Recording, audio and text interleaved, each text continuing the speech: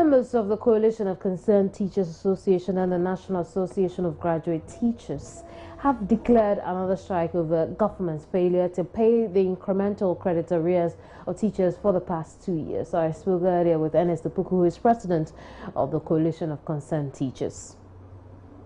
Teacher unions have declared another strike, a strike within strike, over unpaid credit allowances.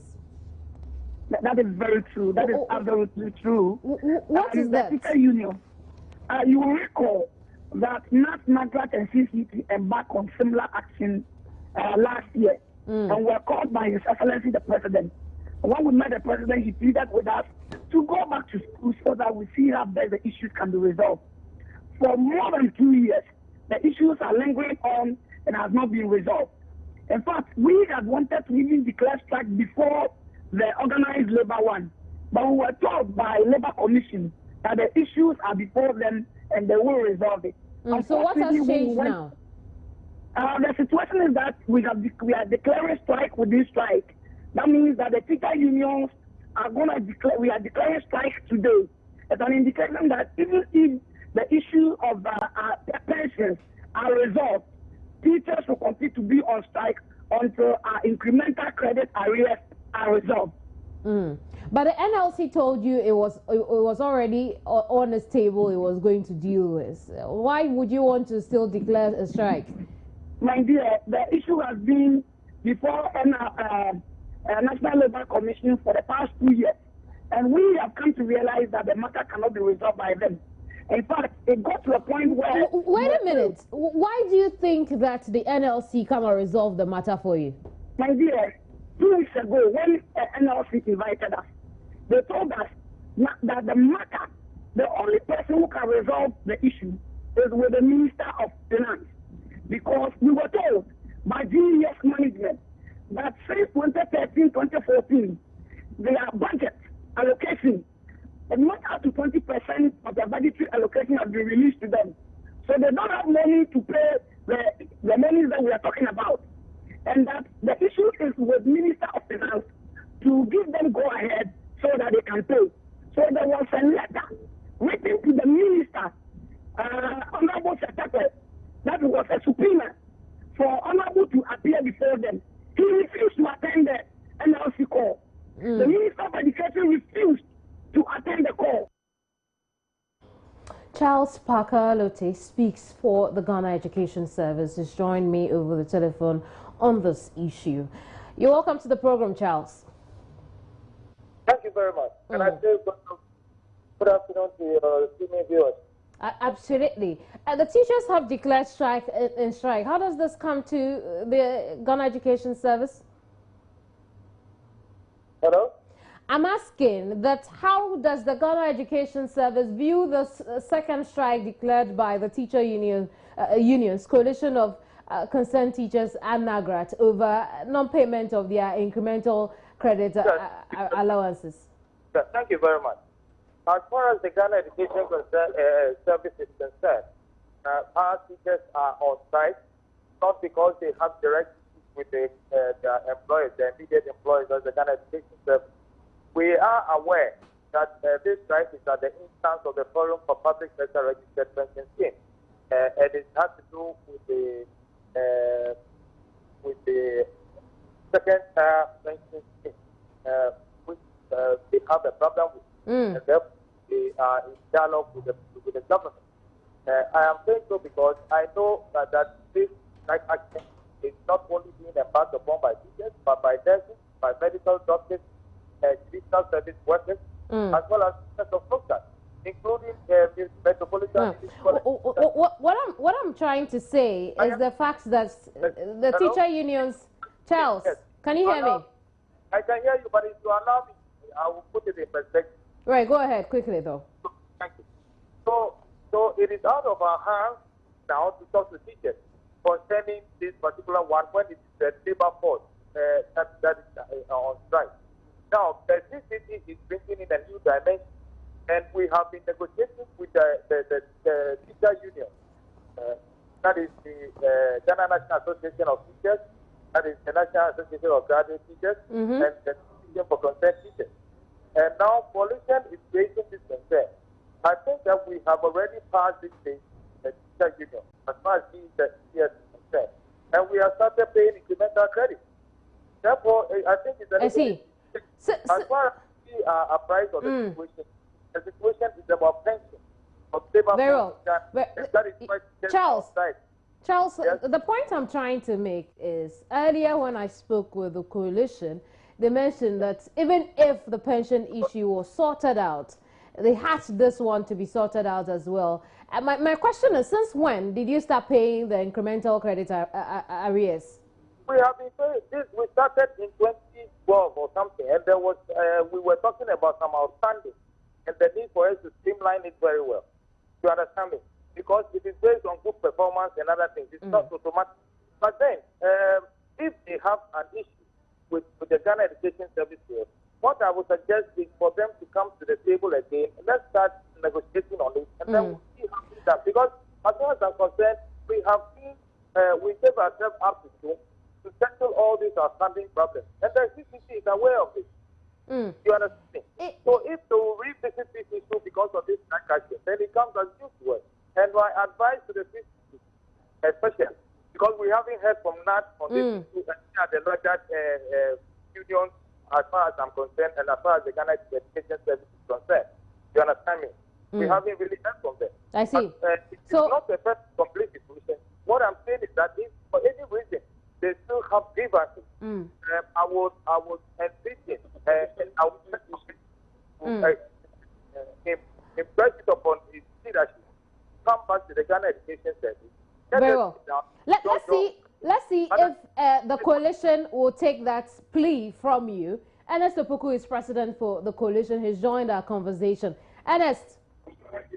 Good afternoon. Would you heed to this plea from the Ghana Education Service to come back to the table and discuss your credit arrears? Thank you very much. Mr. Pakalote will bear me out that these issues didn't start today. The issues have been lingering on for the past 2 years. And we have gone on negotiation table on several occasions. You recall last year, May, there was an MOU signed by the teacher unions on one side and the government team on the other side. And government agreed to pay 6 months, leaving 2011-2012 arrears. And they agreed that we have to come back to negotiation table to resolve the issues. And they have refused to resolving the issues. I mean, government have turned deaf ears to the issues that we are talking about. Indeed, if Ghana Education Service is saying we have not officially written to them, they will receive official letter from the unions, signed by the unions. Indeed, today it was a press conference by the teacher unions, that is the Ghana National Association of Teachers, National Association of Graduate Teachers, NAGRAT, and the Coalition of Concerned Teachers, CCT. We are done with our press conference and we have declared strike within strike. We will follow the press conference with an official letter to Ghana Education Service. And we want to prove to the government that, I mean, the way and manner government is going about issues with respect to education in this country is unfair. But Ernest, if you do not want to talk, like Charles is asking you to, how do you expect your problem to be solved? We are not saying we are not ready to talk. We are ready. We have engaged government on several occasions. Let me also put it on record that on the 15th of May this year, there was a meeting between the teacher unions and then the Minister of Education, the Minister of Employment and Labor Relations, and then Deputy Attorney General and Minister of Justice, and then representatives from the Finance Ministry. And we signed a communique. They agreed to pay all these monies that we are talking about by the end of June. We are in October. The year is getting to an end, and the matter has not been resolved. I see. They have not even paid the single of the money that we are talking about. Ernest, let's quench the emotions a bit. Let's find out from Charles why the monies have not been paid as promised. Charles. Thank you very much. I am happy that Ernest has conceded that we have been talking over this issue for some time now. And when I started out, I said so. But this is not the first time we have been negotiating on some of these issues, including the incremental credits we are talking about. I'm also happy that he himself has conceded that they have not sent a formal notice to strike action to the Ghana Education Service. We have worked with them, and I can confidently say that we have sat down and talked about this. a very complete manner, in a manner void of acrimony, what have you. We have done that, and we expect them to also show that as of Right, now, NS saying that they have not heard from them. But I'm also happy that certain agreements were reached to understand when both parties were satisfied. Charles, let's address the question. The agreement reached was the fact that the incremental credit arrears were going to be paid by June 2014. It is October 2014, and they haven't seen the money. As I was telling you, the problem was with the outstanding. Okay. That is 2010, 2011, and that was the problem we had. And we said we were solving it. And to a large extent, we gave us some cut-off take to all these things. But I was saying, for the life of it, and that NS knows, is that it's just the way we don't say all these things. It's what we are at our week end to do. Now, I'll tell you that the Ghana Education Service, and NS knows that very well, and most of the time when these strike actions are declared, or when they show their discontent, do not show them directly to the Ghana Education Service, because you know that we, as their immediate employers, if you tell them things, you also tell them their issues. Right, so Charles, let me see if I understand what you've said so far. If you ask me the ultimate question, I will tell you that yes, agreements have been reached in principle. Now we don't have the first at the Ghana Education Service. The first is to the Ministry of Finance, and we have been making overseas representations to them. Make sure that our teachers are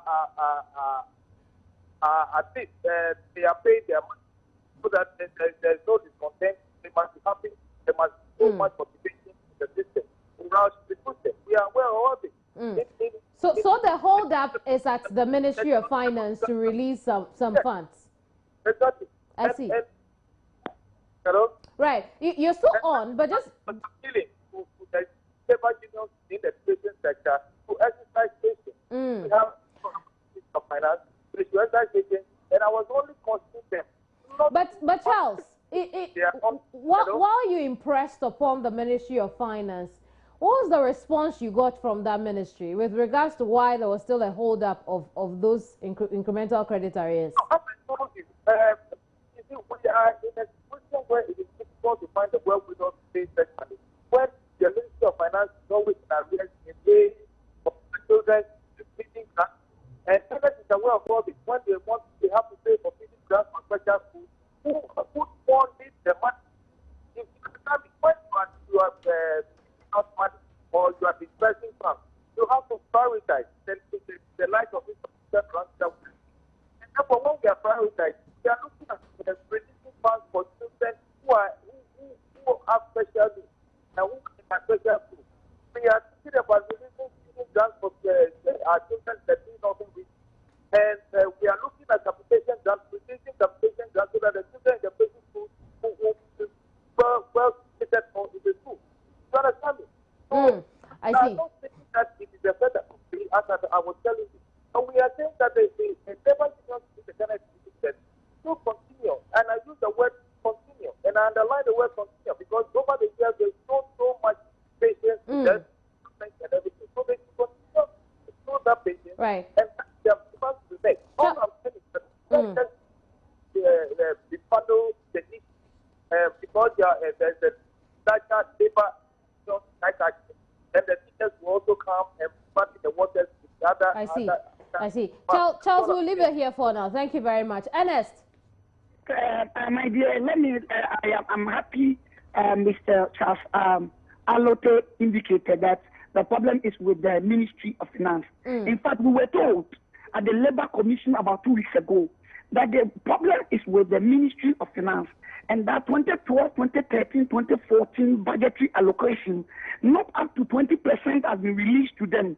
And so they don't have money, and that if we have any issues, then the Minister of Finance should come and answer when the money is going to be paid. The Labour Commission subpoena, there was a subpoena letter. They subpoenaed the Minister of Finance, Honorable Setepe. They refused to attend the meeting. No representative from the Ministry of Finance came. No representative from Ministry of Education. No representative from even GES. And it's an indication that they're not ready to resolve the issues. Very well. We'll leave it here. Thank you very much, Ernest. Ernest Epoko is president for the Coalition of Concerned Teachers. But still on issues around labor Deputy General Secretary of the Ghana Medical Association says its members want their Tier 2 pension funds to be released to their fund managers. Speaking to me earlier on News Desk, Dr. Youngson said there are earlier issues of conversion difference which will ultimately affect pension of members is still it hasn't been resolved yet by the Fair Wages and Salaries Commission. Even before you take that decision, the Health Minister, Kwaku Agyeman-Mensah, has pleaded that the health workers return. Has that done anything to you? Look, we've told him as our Honorable Minister that, look, under the circumstances, we have pleaded enough by doing what we are doing now and not calling for a total strike. So he should appreciate our efforts. He should rather direct any advice and pleas to the government of Ghana, of which he is a part, and then also a cabinet minister. He should advise the president properly, having met with us as workers, for them to take the prudent measures that will ensure that our funds are released for the schemes to run and our futures not mortgaged. Beyond that, if they are so minded to think that we are people who are needed in the system, they should also understand that our needs ought to be met. As we speak, the Ghana Medical Association has issues with our pensions generally, not Tier 2, which were reduced by the Fair Wages and Salaries Commission. That has not been fixed. Our conditions of service is still outstanding. It hasn't been fixed. Issues to do with our conversion difference is still outstanding. It hasn't been fixed. And they've known all this while. They shouldn't wait for us to take the next step after this current, industrial action, and then they will come back to us begging again. They should be so minded and do what is right. You see, that caveat that in quote essential services don't go on strike, it is not a blanket phrase. It comes with certain stipulations on the part of the employer, and in this case, the government of Ghana, and then the institutions of state. They have all failed to execute those other stipulations, such as resolve my issues quickly, treat me in quote with that agency as well, so that when issues come before you within certain stipulated time, sometimes maximum 2 weeks and all that, these issues are addressed. They haven't done that. And then they want to go to equity without those clean hands. He who comes to equity must come with clean hands. They should also do what is right, and all these activities that they think are not good for their image will cease. You're watching News Today. There's more to come. Don't go away. No. Ghana has been elected to serve on the Council of the International Telecommunications Union for 4 more years. The election of member states of the council took place in Busan, South Korea, Monday morning at the plenipotentiary conference of the ITU. Out of a total of 165 ballot papers issued to member states, Ghana polled 130 rather. Speaking from Busan, the head of Ghana's delegation to the conference, Dr. Edward Kofi Omane-Boama, Minister for Communications, said it is good news for Ghana as an emerging force in ICT and telecommunications. The world continues to acknowledge Ghana's achievements and progress over the years. Ours is to continue to exploit the opportunities available in the digital age with the ultimate aim of transforming the structure of the economy.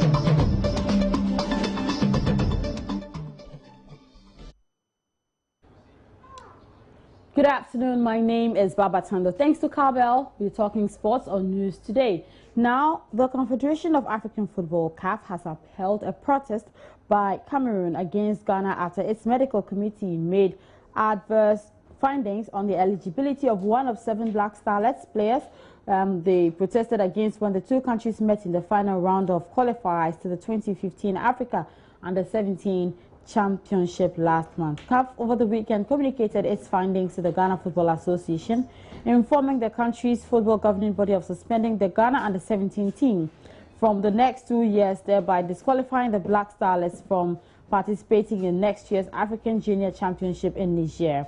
Now, Cameroonian counterparts The Black Starlets edged past their Cameroonian counterparts 6-3 over the 2 legs, but the games were played under protest rights before kickoff of the opening leg at the Ahmadou Ahidjo Stadium in Yaoundé on Saturday, September 13. Cameroon raised an alarm and filed protest against the ages of 7 of Ghana's players, accusing them of being visibly older than 17 years. The players identified were Benjamin Asiedu Moses Nyakung, Felix Kwe, Henry Medarius, Isaac Abbas, Isaac Chum, and Jonah Osabuti. They had their photographs taken before kickoff the game, which Ghana eventually won by 2-1. Now, officials of the Ghana team also made a counter-protest by expressing reservations about the ages of 4 Cameroonian players. Now, we're going to be speaking to the vice chairman of the Black Starlets, that's Ghana's under-17 team. He is the vice chairman of the management committee. He is Winfred Osei Palmer. And then afterwards, we're going to be seeking a lot of education on what MRI scans are all about. So first, Mr. Winfred Osei, good afternoon to you. Hello, Mr. Winfred Osei. Hello. Hi, good afternoon to you. Afternoon, Ashida. Mr. Winfred Osei, we're gathering information that the Confederation of African Football (CAF) has banned Ghana for the next 2 years. That's at the 17 level, which means that we're not going to Niger to play in the African Junior Championships. I mean, how true is this, and what's the genesis of this whole story? I don't think that is the true situation with CAF. Okay. What has happened is that CAF is indicated that they are going to disqualify Ghana from participating in 2015. They've not brought the sporting sanctions yet, and that is what we are waiting for. It's so strange that Saturday of all days we receive a formal letter from CAF, knowing so well that Ghana Saturday is not a working day, and I'm pointing to this, to the fact that we have 24-hour notice to respond to any disciplinary measures that are taken against any of our national teams. The question is, could we have done it if somebody had not cited the document on a Saturday? What would have been the likely consequences of our inability to give a quick response or indication to CAF that we're going to write a formal protest, a formal appeal to whatever disciplinary measures that they want to take against Ghana? That should tell you that if we say we are really meaning into whatever disqualification content letter that we received from CAF, people should appreciate and understand it. What they are saying is that they found an adverse medical report on one of our players in relation to the MRI scan that we made. And our radiologist locally is saying something to the contrary. And I can quote Professor Yabua to the effect that he's in a position to defend this position anywhere, any part of the world, that the boys' epiphysis has not fused as we speak now. So the medical team of CAF cannot lay claim to that. It has also been collaborated by Dr. Sarkodie of SGMC. And we must say and state categorically that this is purely ICT-based scan. And normally when such a procedure is finished, it's just like an X-ray. Somebody will have to interpret the results. And this is exactly what our 2 radiologists have done. As at yesterday, Dr. Sarkodie collaborated whatever Professor Yabua said about the boy in March and in October, that his epiphysis have not fused. And for that matter, he is eligible to play in the tournament. All right, so Mr. Osei, if I get you right, it means that Ghana certainly will take part in Niger, that's in the African Youth Championship. Now, what we're trying to do is that based on what our experts are telling us, we filed an appeal with CAF. And Rashida, I can confidently tell you that this is purely scientific issue. It has nothing to do with administrative. And so far as it borders on science, we will also seek an independent opinion outside CAF for that person to collaborate who is right and who is wrong. The moment the medical condition of the boy is determined, I don't think CAF can stand to their grounds that still the boy is ineligible because the MRI scan proves otherwise. I would ask Two MRI scan reports on the boy clearly indicate that he's within the age category of under 17. And I don't see why CAF should pursue it beyond a certain level. It's purely borders on MRI scan, and definitely, so far as it's scientifically based, we know that Ghana will be exonerated through its entire process. I would ask you my very final question. Why would you think that Cameroon would want to raise such an allegation at this particular time? It's so interesting that at the same time that Cameroon protested, we also raised a counter protest against them. When they came to Ghana, we made a protest against them. As we speak now, we've not received any formal report from CAF. That should tell you that the world of two tales, where one is having fun and enjoying himself while the other is mourning. That's exactly where we are. I must say, this is why we should always advocate that we should have one of our kind at the top echelons of what? Of CAF or African football. This is where we can also influence policy and direct. But I don't think Ghana is being treated fairly, so far as this case is concerned. We will pursue it to the hilt, and I can tell you that wherever we move for this injustice to be, overturned, we are going to ensure that. Ghanaians should rest assured. You must bear in mind that this is a difficult situation for Ghana football and all of us. We are not resting on our oars. What we did yesterday, having received a report on Saturday, the entire medical team of Ghana football were assembled. Then we met the consultants, Professors Yabua and Dr. Sakodie of Diagnostic Center and SGMC respectively. And they still stand by the report that the boys' epiphyses have not fused. Based on that, we've lodged an appeal against whatever disciplinary measures that they intend to take against Ghana. And hopefully we will surely come out successful. So I've heard our appeal.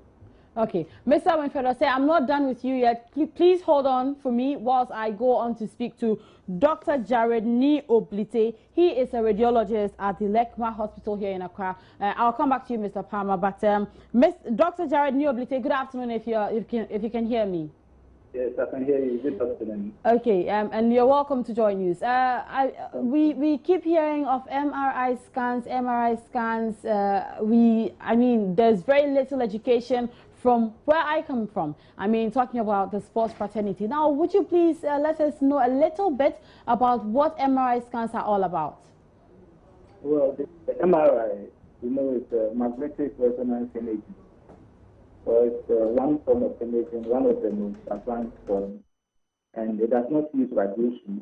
X-ray can be used for days and the like, but MRI, though it's very advanced, does not have any ionizing radiation. So it's an excellent way of determining several things, including the bone age, basically. And I know from what the GFA man just said, that's what was used in the patient to assess the age of the boy. Okay, so doctor, is it possible that you can go to one hospital, have an MRI scan done, and say that and that result will probably say you are 16 years old, and then probably go to a different hospital, go do another MRI scan, and results will say that you are about 20 years old? Is it possible? Can such a thing happen? So you're asking about possibility. Possibility, what yes. I would rather say is that there is a criteria. There are grades of, there is a standard grading system which assesses the age of the bone. So there is a grade 1 to 6. And if anybody is beyond the grade 6, then it means that the person is definitely above 19 years old. Okay. So, well, whether you are in grade 1, 2, 3, whatever, will be determined by the radiologist. So we expect that it should be quite close, like within the couple limits. It should be pretty close. Whether it's possible, yes, it is possible, because the doctor would assess it and then make his determination. Okay. And that's what I would say. Okay. Dr. Jared Ni Oblitete, thanks very much for joining me in the studio is Mr. James Oyedeji, football historian and analyst. Good afternoon. It's been such a long time. Yes, good afternoon. Great to see you. I'm very happy you've invited me. I'm happy to meet you. Okay. Stephen Keshi, yes. immediate past coach of the Super Eagles, says he wants to coach the Black Stars. If he's given the chance to be interviewed, do you think it's okay? It's okay. But I know you have a reaction to what Mr. Winfred was saying. Oh, yes, I'm just okay, so let's do the reaction and then... Yes, the reaction is that it's not too late to continue with the process. Why not? It is not, yes, because when a process terminates at a point, you can still open a small window for emergency cases. Okay. You remember, I'm not a politician, but when the financial year ended, during Honorable Osafo Mafu's time, he said you can open the window to make some important government transactions and close the window again. Okay. So we can open a small window for two gentlemen, Maxwell Konedu and then Stephen Kesh. And Stephen's romance with the Ghanaian footballers date back to the 70s. You know, he was the godfather of Odatelam. Apart from that, too, on his birthday in 1992, when Ghana beat Nigeria 2-1, the whole master they took his birthday gift to give. So it was a birthday gift that was not celebrated. I see. Yeah, so Stephen is a very good coach, okay, especially on the African terrain. You know, he went to Mali, he succeeded. He went to Togo, he succeeded. And coming here, I'm very sure he will succeed. Togo and Mali are not Ghana. Yeah, Ghana is even more easier for him to coach. Oh, why? Because of the depth of talents. Okay. Yeah, the depth. In fact, in 1966, I was at a meeting in Ibadan, Nigeria, when it was said that when will Nigeria win an African Cup? And Chief Lucas Salami, the chairman of Shooting Stars, said that when it comes to matters of football, let's go to Ghana. They came here and they took 5 players, and Shooting Stars won African Cup for the first time in 1976. So Stephen coming here is somebody who's already known to the practitioners, the stakeholders in Ghana football. I think they should give him a chance if he has expressed interest. And two, I remember very well in 1999, which hotel, I forgot today. The Nigeria under 20, under Tunde Disu, lost to the Ghana under 20. You remember that African final? At the end of the match, Tunde Disu, the coach of the Nigeria under 20, expressed interest to coach the Black Stars. So it is what you call a cross-border interrelationship that has been concretized. So it's not a new thing at all. So I want to tell Pama that the executive committee can re-look at this. Because I'm not comfortable with the 3 shortlisted coaches. The one that presented the best criteria has not got the CV that merits the coach of Ghana Black Stars. So you think Stephen Keshi, if he should be given a chance, is okay? It's okay. Even he can lead the Black Stars to the promised land. Yes. He can deliver as the African Cup of Nations Trophy 2015. Yeah, he can deliver as the 2018 World Cup. He has done. He hasn't won a World Cup before. But he has qualified teams for the World Cup. Yes, but do you think he can win as the World Cup? I'm very sure. You think he can win as the Cup of Nations? And I'm saying that you think he can manage the egos of the Black Stars? Exactly. Or the what you call exactly. Okay. So what I'm trying to say is that working with these materials, it makes your work easy. So I think the problem Kwesapia had or some Ghanaian coaches had in the past was the management aspect of it. I see. So when you have the pro license, and I think it is the SAE alone who has it in this country now, then you can be a manager of the team, not only a coach, but the manager. The coach embodied in the managerial aspect of it. I'm sure we'll have more discussions of this particular nature in our subsequent bulletins. But for now, sports is done. James Oyedeji has been my guest, and my name is Baba Tando. The news continues after the break. Stay on.